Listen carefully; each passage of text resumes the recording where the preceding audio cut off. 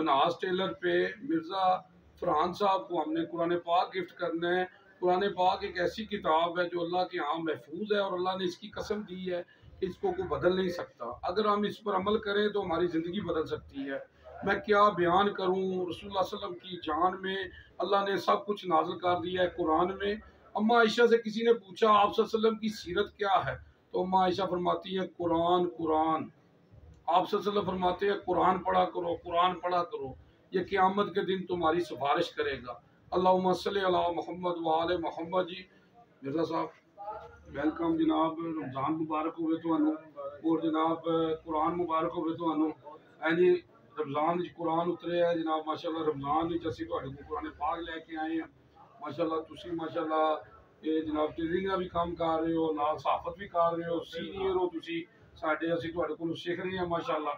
है जी अल्लाह तुहानू होर इज़्ज़तां दे। है जी और तुसां ने जनाब सानू ये मौका दिता है जनाब कि असीं तुहानू कुरान पाक गिफ्ट करिए, टाइम सानू दिता है ते जज़ाक अल्लाह जी। ते मिर्ज़ा साहब कुछ कहना चाहोगे?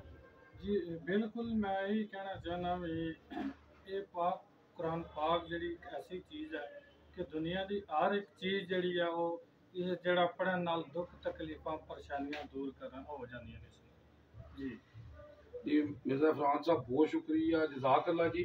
तो मैं कहूँगा जी कि आज भी हम हर जंग जीत जाएंगे बदर की तरह। आज भी हम हर जंग जीत जाएंगे बदर की तरह अगर हम हो जाएं अबू बकर उमर उस्मान अली की तरह। अल्लाहुम्मा सल्ली अला मोहम्मद। जज़ाक अल्लाह जी, बहुत शुक्रिया। जज़ाक अल्लाह जी।